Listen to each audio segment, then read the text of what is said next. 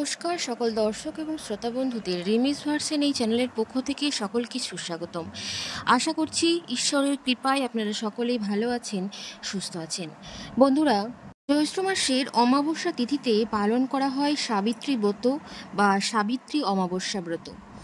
আজকের এই পর্বটিতে আমরা জানব জ্যৈষ্ঠ মাসের সাবিত্রী চতুর্দশী ব্রত কত তারিখে পালিত হচ্ছে, এই ব্রতের জন্য কি কি দ্রব্যের প্রয়োজন এবং কি বিধান রয়েছে, কেন করা হয় এই সাবিত্রী চতুর্দশী ব্রত, এই সমস্ত কিছু নিয়ে জানবো আজকের এই পর্বটি আশা করছি আপনাদের সমৃদ্ধ করবে, তাই সম্পূর্ণ পর্বটি মনোযোগ সহকারে দেখার অনুরোধ রইল।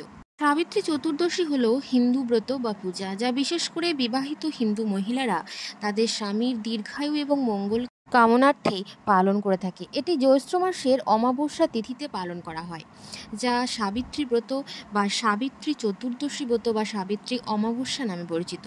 এই সাবিত্রী চতুর্দশী ব্রতের পিছনে রয়েছে এক বিশাল বড় পৌরাণিক কাহিনী। সনাতন ধর্মের কিংবদন্তি অনুযায়ী বলা হয় যে জ্যৈষ্ঠ অমাবস্যার দিন দেবী সাবিত্রী মৃত্যুর দেবতা যমরাজকে তার স্বামী সত্যবানের জীবন ফিরিয়ে দিতে বাধ্য করেছিলেন।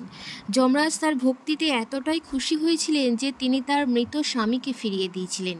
এরপর থেকেই বিবাহিত মহিলারা বটগাছের প্রার্থনা করেন এবং পরিবারের মঙ্গলের জন্য এবং সাবিত্রীকে দেবী সাবিত্রী হিসাবে পূজা করা হয়। প্রেম ও ভক্তির অদ্ভুত নিদর্শন হিসাবে মানা হয় এই বট সাবিত্রী ব্রতটিকে। এই ব্রত পালন করে পরিবারের শ্রীবৃদ্ধি এবং স্বামী ও সন্তানের মঙ্গল কামনার জন্য বিবাহিত মহিলারা এই সাবিত্রী চতুর্দশী ব্রত পালন করে। পুরাণে বর্ণিত কাহিনী অনুসারে অশ্বপতি নামে এক রাজা 18 বছর ধরে সন্তান কামনায় পূজা করেছিলেন। তারপর দেবী সাবিত্রী তার কন্যা হিসাবে জন্ম নেয়। 2025 সালে সাবিত্রী চতুর্দশী ব্রত পড়েছে 10ই জ্যৈষ্ঠ 1432 বঙ্গাব্দ এবং ইংরাজির 25শে মে 2025 রবিবার, অর্থাৎ আগামীকাল ত্রয়োদশী দিবা 1:36 এবং অশ্বিনী নক্ষত্র দিবা 9:10 এবং সৌভাগ্য যোগ রয়েছে 9:31 এবং বণিজকরণ রয়েছে দিবা 1:36 গতে বৃষ্টিকরণ, রাত্রি 12:22 গতে শকুনিকরণ। এই সাবিত্রী চতুর্দশী ব্রত পূজা করতে হবে সন্ধ্যা 6:12 গতে রাত্রি 7:48 মধ্যে। সাবিত্রী সত্যবান এবং ধর্মরাজ পূজা। এই ব্রত শুধুমাত্র সধবা স্ত্রীলোকেরাই এই ব্রত নিতে পারে।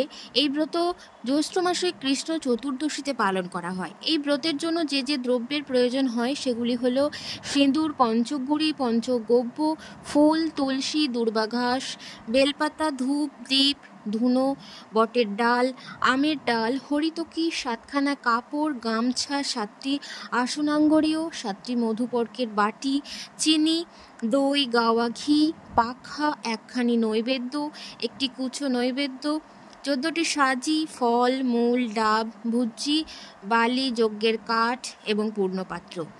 এই ব্রতের বিধান কি? জ্যৈষ্ঠ মাসে কৃষ্ণ চতুর্দশীতে সাবিত্রী ব্রত নিতে হয়। ব্রতের নিয়ম অনুযায়ী উপোস করে থেকে সাবিত্রী দেবীর পূজা করে নিয়ম মতো আহুতি দিতে হয়। আগের দিন হব্যিষি করে থাকতে হয়। যথারীতি ব্রত করার শেষে ব্রাহ্মণ ভোজন করাতে হবে। এই ব্রতের উদযাপন হবে 14 বছর ব্রত পালন করার পর।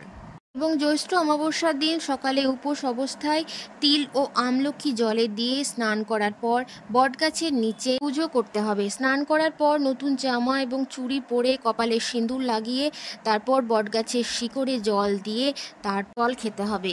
যারা এই ব্রত পালন করবে তারা 3 দিন শুধুমাত্র বটের শিকড়ে জল দিয়ে সেই জল খেয়েই থাকবে।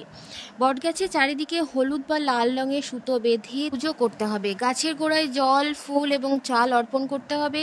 সব কিছুর শেষে বটগাছের চারিদিকে প্রদক্ষিণ করতে করতে নিজেদের মনে থাকা ইচ্ছা পূরণের জন্য প্রার্থনা করতে হবে।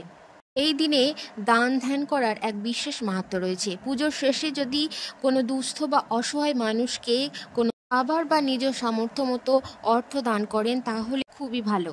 সাবিত্রী চতুর্দশীর ঠিক পরের দিনই পালিত হয় বট সাবিত্রী ব্রত।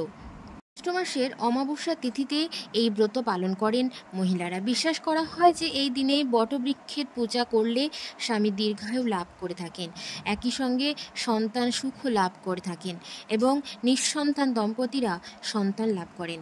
এই সাবিত্রী চতুর্দশীর দিন কি খাওয়া যাবে এবং কি খাওয়া যাবে না, এই দিন অবশ্যই নিরামিষ খাবার খাওয়া উচিত, যেমন ফল, দুধ, মিষ্টি ইত্যাদি। কেউ কেউ সারাদিন উপোস করে থাকেন, আবার কেউ কেউ অল্প কোনো খাবারও গ্রহণ করেন।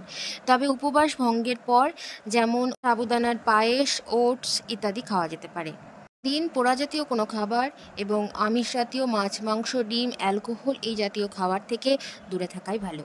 এবং পুজোর শেষে অবশ্যই একটিবার হলেও স্বামীর দীর্ঘায়ু এবং মঙ্গল কামনার জন্য এবং পরিবারের মঙ্গল কামনার জন্য এই সাবিত্রী চতুর্দশীর ব্রতকথা শ্রবণ করিবেন। যদি সম্ভব হয় অবশ্যই একটিবার পাঠ করে নেবেন।